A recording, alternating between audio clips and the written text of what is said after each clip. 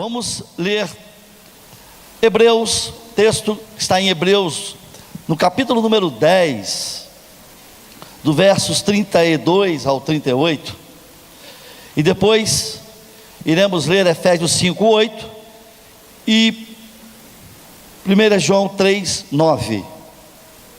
Hebreus capítulo número 10, diz assim a palavra do Senhor. Hebreus 10, 32 e 38. Lembrai-vos, porém, dos dias anteriores, em que depois de iluminados, sustentastes grande luta e sofrimento,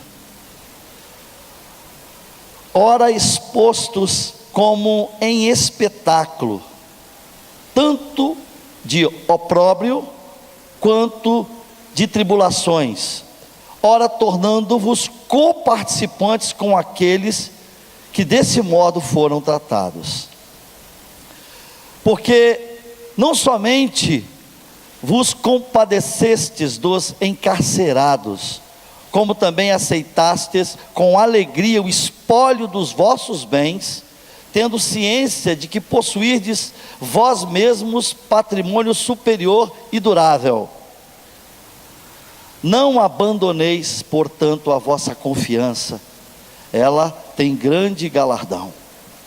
Com efeito, tendes necessidade de perseverança, para que, havendo feito a vontade de Deus, alcanceis a promessa. Porque ainda dentro de pouco tempo, aquele que vem virá e não tardará. Todavia, o meu justo viverá pela fé, e se retroceder, nele não se compraz a minha alma. Efésios 5:8 diz: outrora éreis trevas, porém agora sois luz no Senhor, andai como filhos da luz.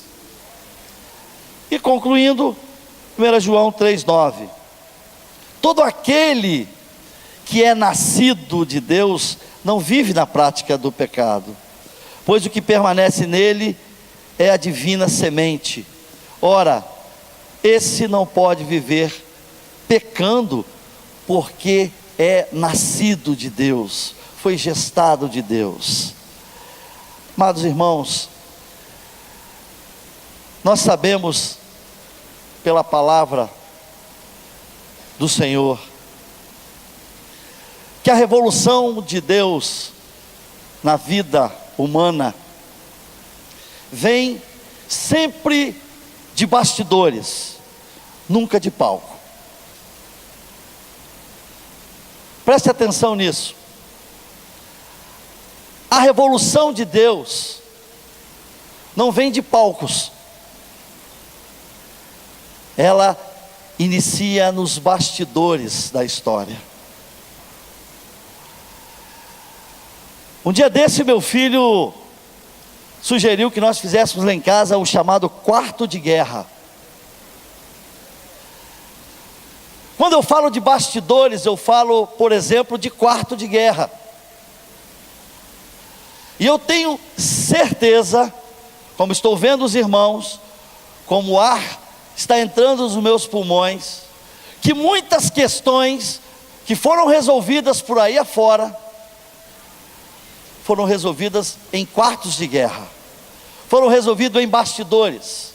Eu tenho certeza que muitas coisas que foram reais na vida de filhos, na vida de maridos, na vida de esposas, muitas coisas que foram mudadas, que foram barradas, muitas coisas que foram solucionadas, não foram em grandes eventos noticiados pela mídia. Eu tenho certeza, meu irmão, minha irmã, que você já teve muitas experiências no seu quarto de guerra. Eu tenho certeza que você um dia clamou por alguma questão na sua cozinha, no momento em que você estava nos seus afazeres domésticos. Eu tenho certeza que Deus falou ao seu coração de forma revolucionária, num ambiente de bastidores, quase de esconderijo.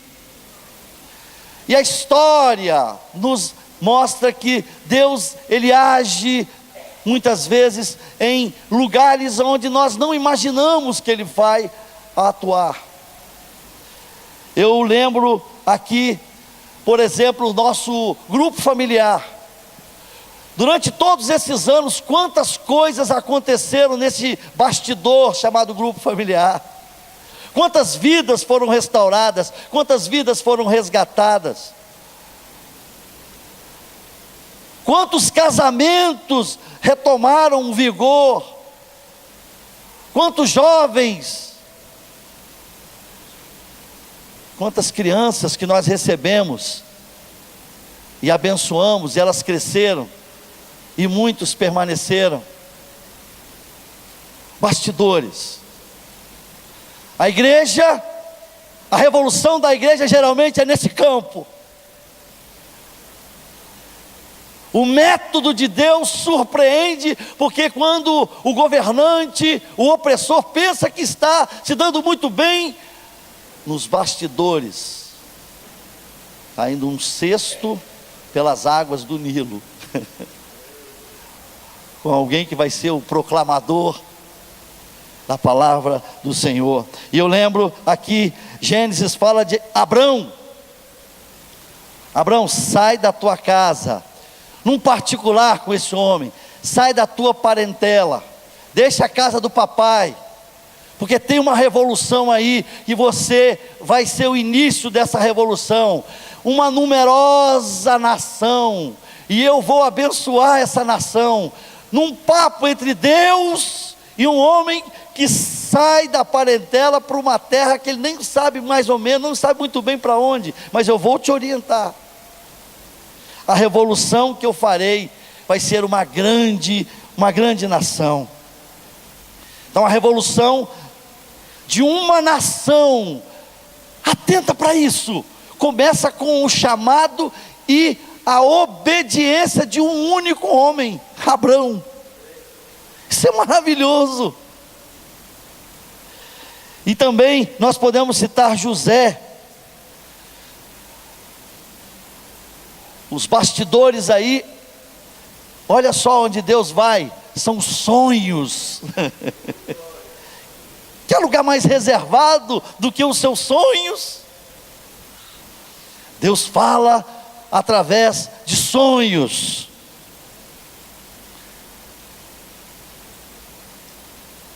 Aí, este jovem, ele relata os seus sonhos e causa estranheza na sua família em primeiro lugar.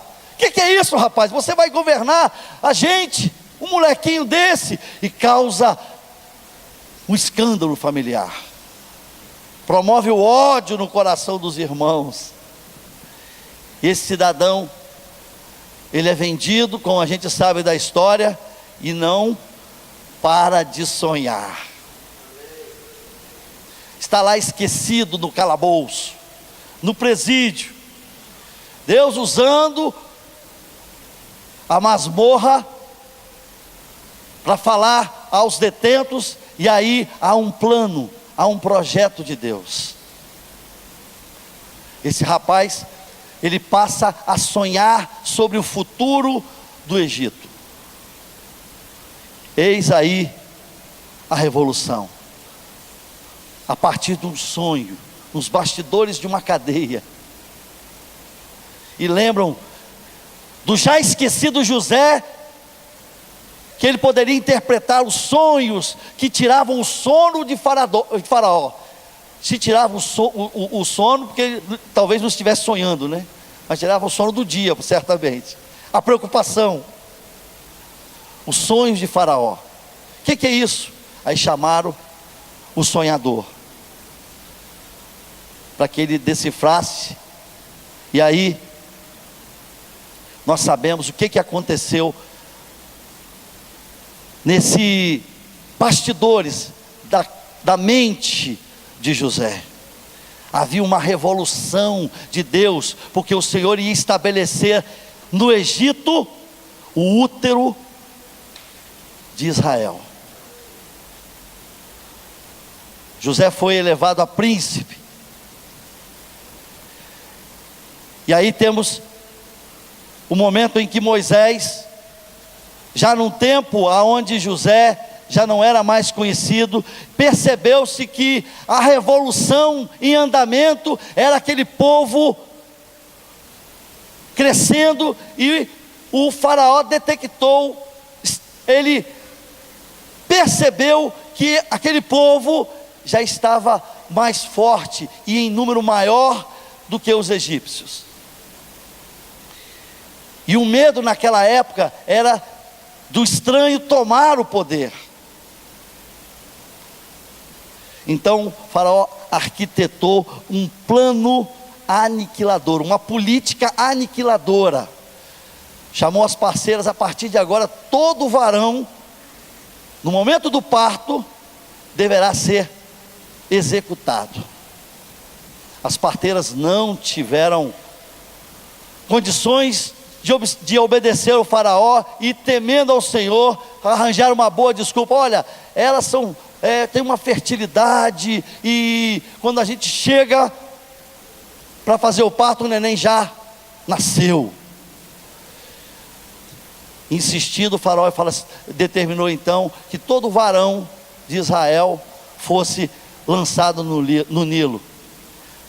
E aí, porque havia o temor da tomada do poder por aquele povo numeroso e mais forte, o faraó estava preocupado com os israelitas.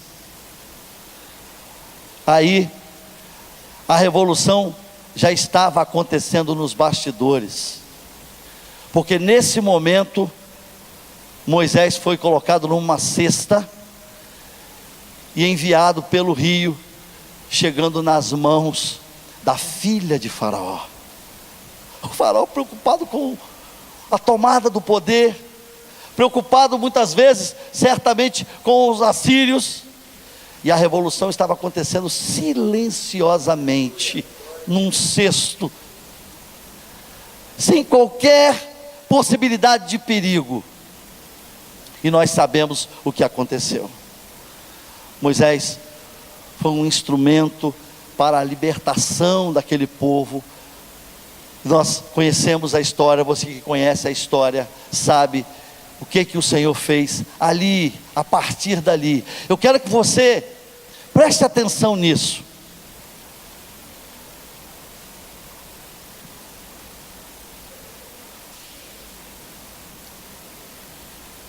São nos bastidores que a revolução começa na vida da gente. Como não poderia ser diferente, Mateus 2,6 diz assim: e tu, Belém, terra de Judá, não és de modo algum a menor entre as principais de Judá, porque de ti sairá o guia que há de apacentar o meu povo Israel. O Salvador do mundo sequer tinha lugar na hospedaria, e foi repousado numa manjedoura, que eu estava fazendo uma pesquisa rápida, é o local onde o gado doméstico costumava se alimentar, era naqueles depósitos aonde o Senhor Jesus foi colocado, ali naquele local. Ou seja, o Salvador do mundo, o maior evento de todos os tempos que estava acontecendo numa cidade, no local aonde supostamente ninguém poderia esperar que fosse nascer o Salvador do mundo. Eu penso também, foi muito interessante o que aconteceu com os judeus. Judeus aguardavam um grande general, conquistador, chegando com todas as honras dignas de um rei, um líder político triunfante, conduzindo o seu povo à liberdade, porque a esperança do judeu era que com o Messias prometido lá pelos profetas, o povo então seria, no lugar de subjugado, esse povo seria libertado para então assumir o poder. O Messias estava sendo aguardado no palco, de forma grandiosa, a tomada do poder por um grande conquistador. Aí Jesus entra em Jerusalém, montado num jumentinho, recebido pelos seus discípulos, de forma jubilosa, e diziam: bendito é o rei que vem em nome do Senhor. Aí os fariseus: Senhor, fale aí para que calem a boca. Naquele momento o Senhor disse: olha só, o que ele deixou claro, vocês não entendem, há um projeto revolucionário acontecendo. Se eles se calarem, diz a Bíblia, as pedras irão clamar. O momento é tão revolucionário, é tão importante, é tão ímpar. Essa manifestação tem um sentido tão lógico, porque ela é revolucionária. Ele entra praticamente assim pela porta dos fundos. A revolução vem pelas portas do fundo, meu irmão.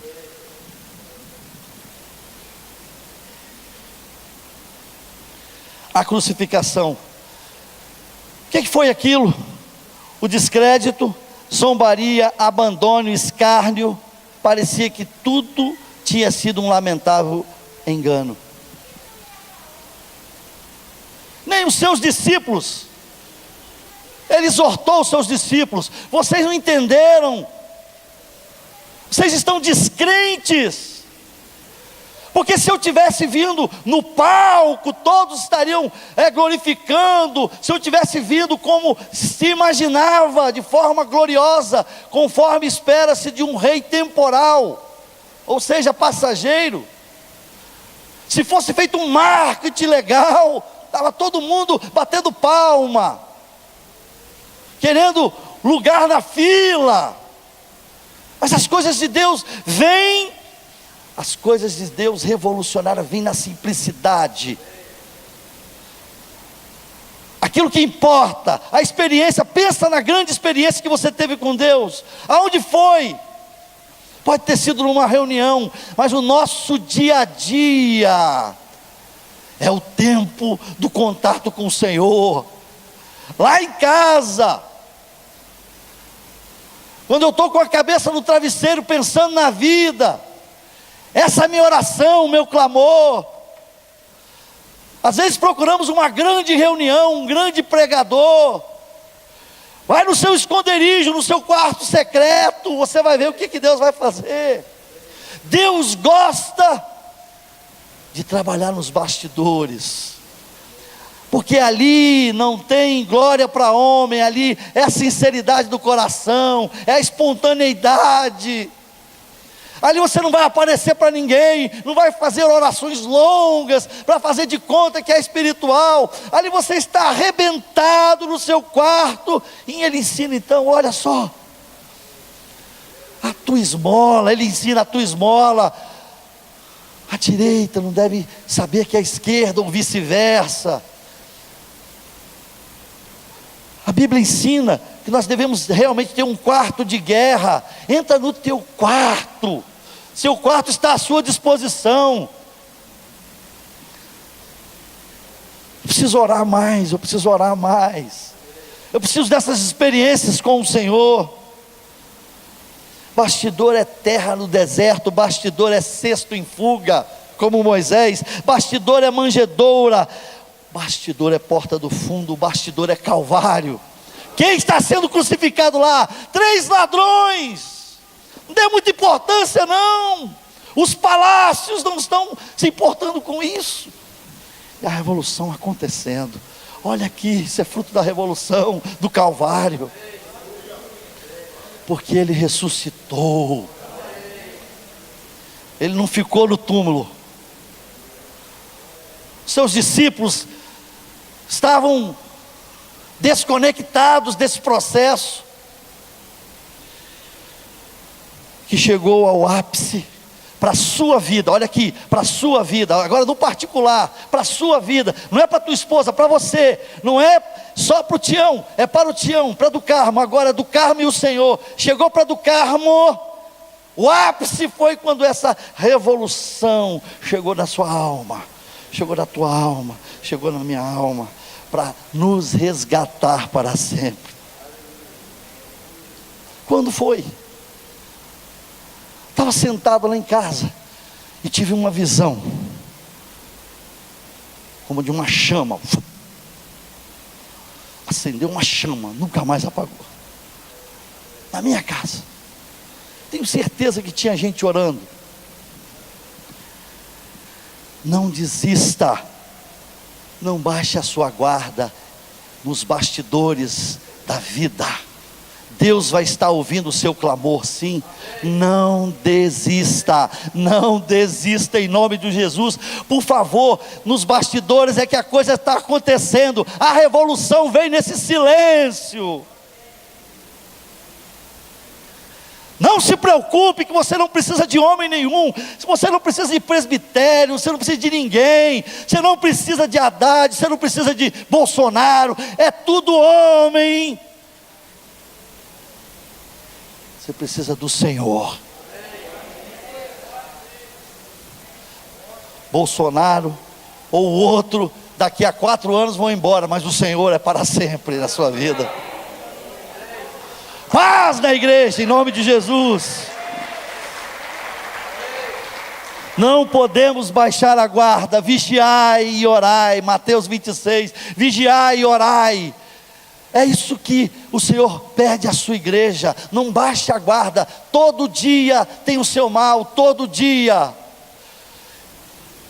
O leão brama ao derredor, buscando quem possa tragar. A igreja não pode baixar a guarda, porque a carne é o nosso ponto fraco. Nesse mesmo texto, vigiai e orai. O elo fraco disso tudo, desse processo todo, é a nossa carne. E nesse sentido, é que hoje, irmãos, nós temos uma sociedade que foi gerada pela adversidade e pelo antagonismo. Eu explico isso. Hoje você tem projeto para tudo. A diversidade bem organizada. Imagina o seguinte, um trânsito com carros desgovernados. Esses carros significam essa diversidade. Sistemas muito bem planejados, que pretende a autossustentação. Tem projeto de A a Z. E são antagônicos, estão em conflito um com o outro. Um criticando o outro, mas cada um quer se tornar autossuficiente. E em razão do mundo conectado de rede social, chega a nossa informação, a nossa mente, diariamente, inúmeras informações vindo dessas diversidades e desses sistemas. Você recebe essa influência todo dia, toda hora. Você liga o celular, você está escutando barulhinho, estão te informando alguma coisa. Liga a internet, você entra no Facebook, onde quer que esteja, você está recebendo informações. São sistemas autônomos. E eu quero dizer, sistemas apóstatas, porque Deus não cabe nisso. Vigiai e orai. Sistemas que encontram na palavra do Senhor obstáculos e absoluta incompatibilidade. Sistemas diversos têm uma imensidão de propostas e uma se adequa, escuta aqui, uma se adequa, eu vou dizer de novo, uma se adequa exatamente ao desejo da sua carne, como uma luva, se adequa com uma perfeição matemática. Temas como sexualidade, família, liberdade de expressão sem limites, sistema mundano, humano, evangélico, falo isso com pesar, um sistema também religioso, sem Deus, estão no centro de tais sistemas, gerando muitas influências e formatando muitas consciências. É 6 ou é 9? Depende da posição em que você está. Se você estiver vendo de um ângulo é 6, se você estiver vendo de outro ângulo é 9. Ninguém tem razão, ou melhor, todos têm razão. Não existe uma moral católica no sentido universal. Não existe uma verdade absoluta nesses sistemas. Cada sistema tem a sua verdade. Cada sistema tem o seu objetivo, a sua finalidade. Deus está fora. Apostasia total. Isso está sendo enxertado na cabeça da nossa juventude. Uma dificuldade de você reunir gente que quer romper verdadeiramente com o mundo. Uma dificuldade de dizer para o menino: olha, é cruz, evangelho é cruz, evangelho é você amar mais o outro do que a si, evangelho é você doar-se para o outro. Esse sistema não permite essa pregação, isso aí já era, é passado. O que nós vamos fazer?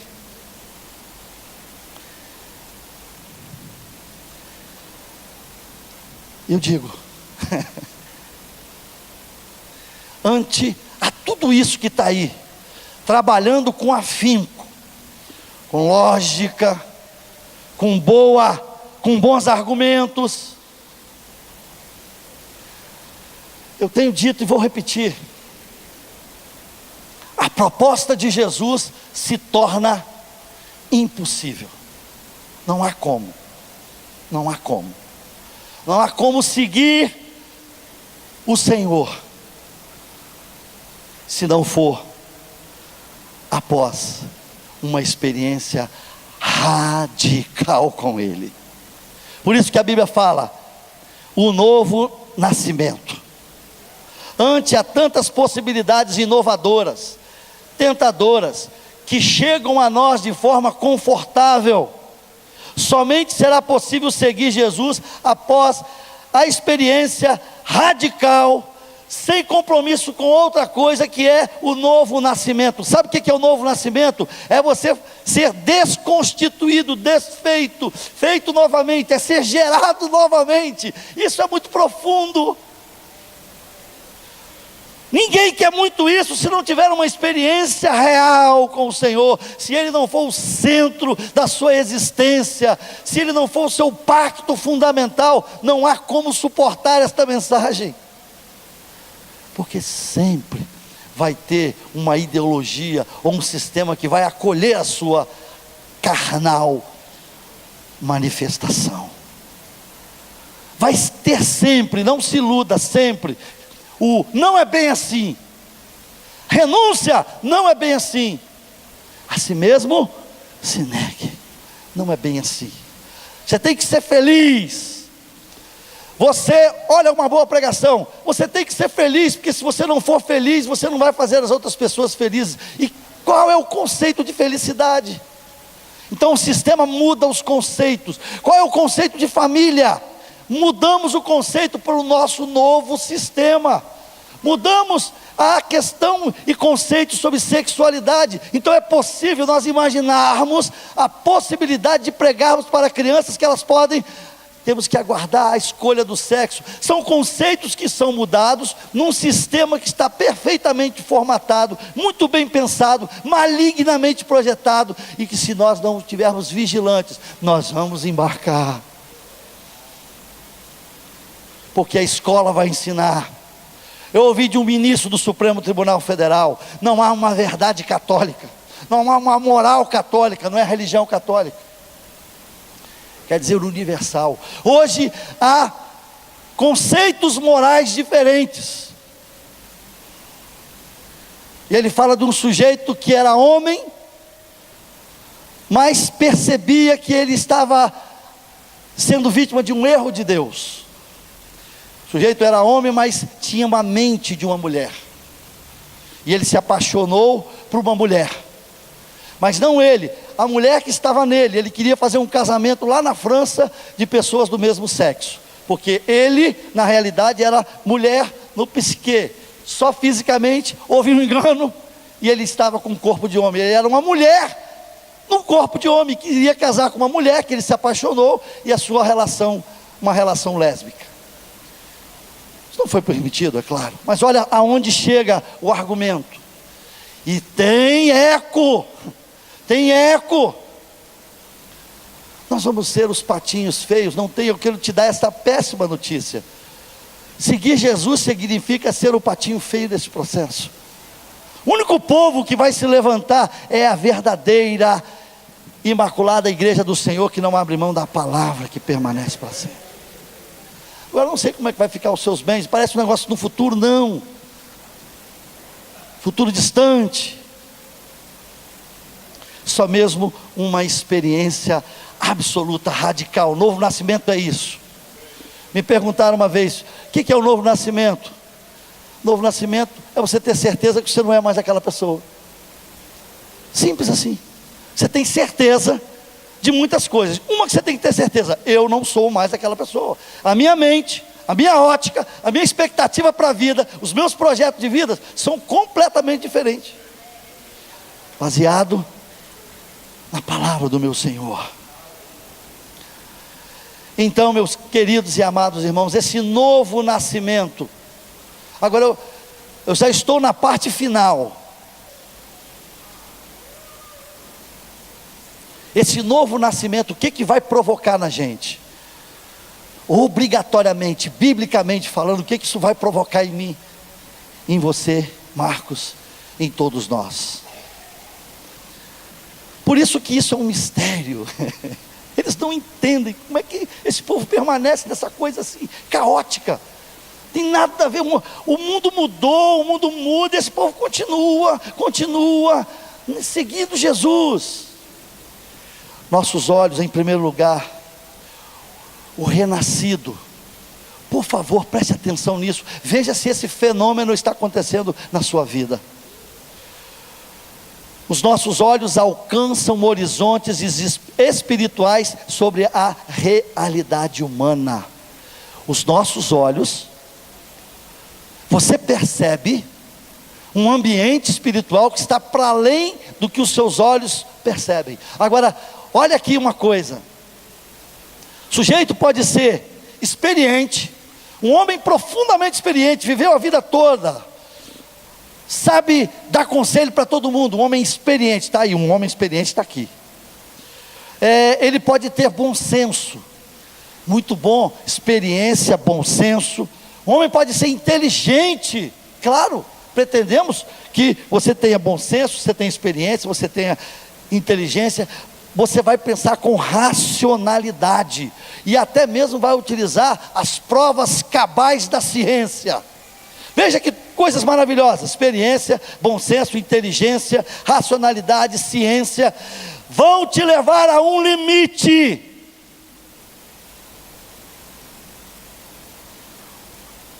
O discernimento espiritual do renascido vão levar os seus olhos para além do horizonte do bom senso, da inteligência, da ciência. Você vai perceber nitidamente que o sujeito não consegue parar de beber, porque é algo espiritual. Não é só enfermidade, não é só patologia, existe algo que vai motivar. Você, o renascido, vai discernir quando o papo é um papo de aranha para o adolescente, quando é papo de destruição, quando é convite de desgraça, quando é convite para a morte. Você vai discernir. Novo nascido, ele discerne para além da inteligência, para além da ciência, para além do bom senso, para além da racionalidade. Você vê mais, você discerne no espírito. O ambiente espiritual é visualizado pelo renascido. Você discerne claramente. Todo mundo está dizendo vai, você fala: meu filho, não. tem nada a ver. Você fala: meu querido, é cilada, é laço. Poderemos sair de laço se nós tivermos o discernimento do renascido, viu, juventude? Discernir as coisas. Se você não estiver discernindo, busque o Senhor, que Ele não vai se calar diante da tua necessidade. Você é muito inteligente? Maravilha. Foi o 01 do vestibular? Muito bom. Você deslancha qualquer tipo de livro, você interpreta, você é notável. Sem novo nascimento, você vai cometer atos de estupidez no campo espiritual. Não tenho dúvida disso. Discernimento. E mais, o Senhor Jesus, Ele vai te levar a lugares mais altos. Por isso que a sua alma, por isso que você não abandona o Senhor. Não é isso, Américo? Porque a tua visão está para além do visível. A sua visão está para além do visível. Você enxerga muito longe. O Senhor te leva. Oh, leva-me à sala do trono. O homem sem Deus está indo. Você já chegou e já voltou e está dizendo: não vai não, que é furado. É assim que funciona. Você vai, amado. Peça a Deus essa experiência: Senhor, eu quero ver mais do que os meus olhos carnais podem ver, porque eu tenho certeza que o Senhor vai te mostrar. Você vai evitar a direção, porque o Senhor vai falar no teu coração, meu amado. O Senhor Jesus nos leva a lugares mais altos pelo discernimento. Isso é incrível. Isso é incrível. Você quer no coração a carne, que é o ponto fraco. Lembre-se sempre disso. Eu vou investir, é aqui. O Espírito Santo chega e fala: não, você é sensível à voz dele. Não é uma voz estranha a você. E aí as coisas acontecem. Segundo lugar, guardamos a expectativa do mover de Deus para além do possível. Gente inteligente muitas vezes não sabe o que é isso. Nosso Deus, não se canse de crer nisso. O nosso Deus é o Deus do impossível. A sua mente, a sua formação, a sua cultura te leva para um limite. Deus já ultrapassou o seu limite. Ele é o Deus que transforma, é o Deus que traz a existência. É o Deus do impossível, Letir. Está muito difícil para você. Está muito difícil você sair dessa. Está muito difícil o lamaçal no qual cercou os seus. Saiba que o Senhor está ouvindo o seu clamor. E no dia da visitação, você que está recebendo, receba. O Espírito Santo está falando com você. No dia da visitação, haverá choro, lágrima e gemido de arrependimento. O pródigo vai voltar sim. O casamento vai ser restaurado sim, é possível. Esse toxicômano vai dar testemunho sim. Creia, não abra mão do impossível que só o Senhor pode fazer. Você já lutou com todas as suas forças, mas você não ainda abriu a possibilidade do impossível de Deus. O Deus do impossível. A esperança renovada, a alma restaurada. Deus do milagre. Escute uma coisa. Você está à espera de um milagre. Guarde no seu coração isso. Em nome do Senhor. Se você serve a Jesus, o milagre ainda não aconteceu, porque você não necessita desse milagre. Porque se esse milagre for necessário para a sua vida, vai acontecer. É na onisciência dele. Ponto. Não desista do milagre. Mas saiba, vai acontecer quando for efetivamente necessário para a tua alma. Outro terceiro ponto: nossos passos serão diariamente alinhados, pois todos os dias o mal é sempre iminente. Gente, isso é muito sério. Muitas vidas estão subjugadas pelo mal. Áreas, às vezes, da nossa vida, quando o mal assume o controle, o sujeito não sabe mais dizer não, ele não suporta mais dizer não, ele não tem forças para dizer não. Às vezes no íntimo ele tem que dizer não, mas ele não consegue. Ele não consegue dizer não, porque o mal se avolumou, o mal se agigantou, está maior do que a possibilidade dele. Era aquele sujeito que falava: eu domino isso, eu tomo conta, está nos meus limites, e foi deixando o mal que é iminente, todo dia, foi crescendo, e aí ele acabou sendo subjugado, tornou-se maior do que você. É impactante a influência do mal nos dias de hoje. Pessoas que não querem fazer o mal, conscientemente: eu não quero isso, mas não conseguem.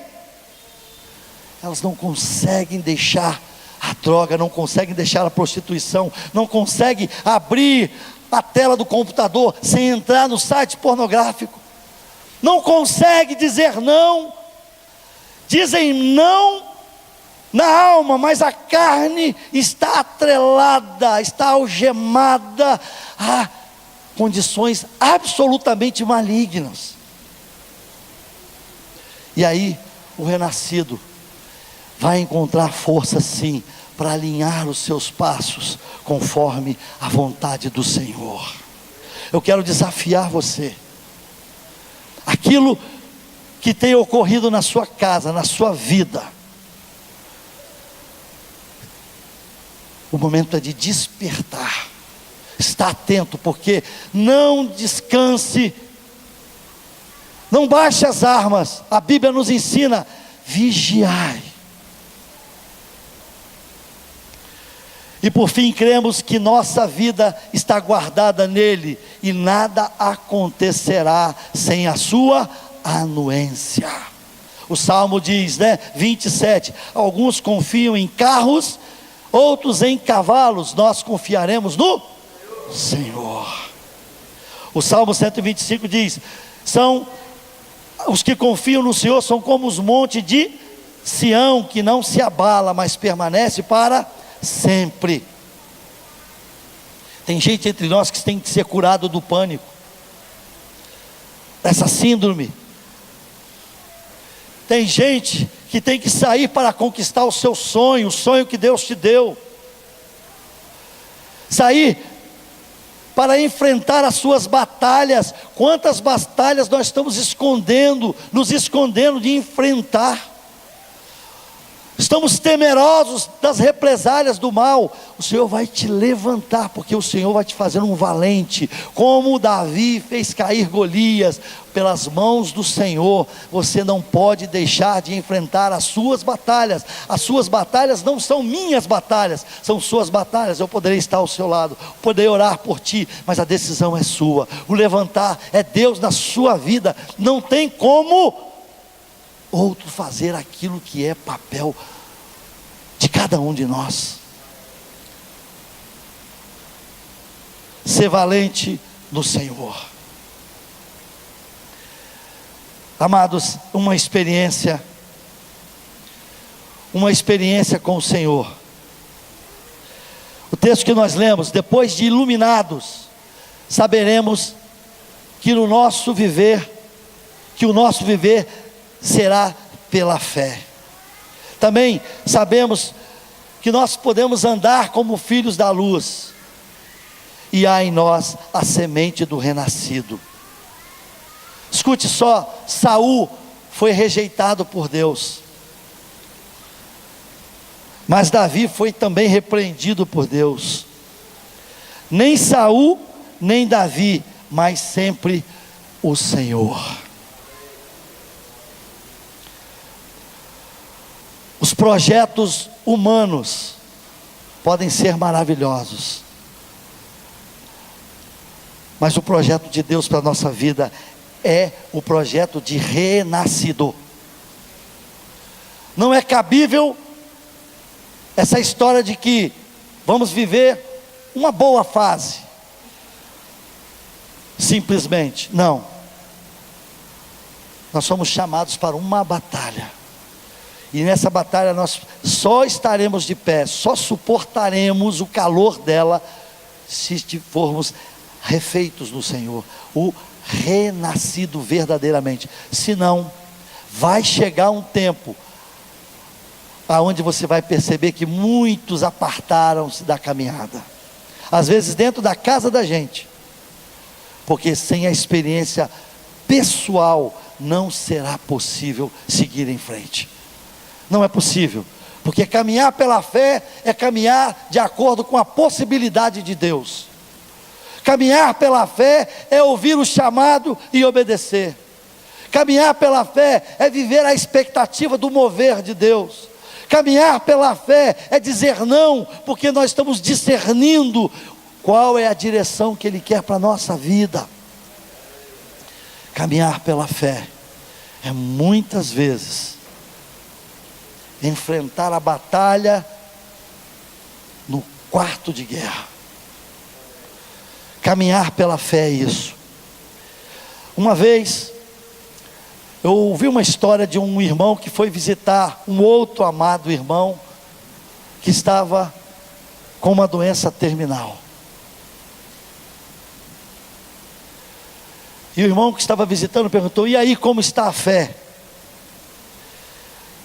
E o doente terminal, o irmão disse: olha, se eu quisesse eu não podia, mas se eu pudesse eu não queria.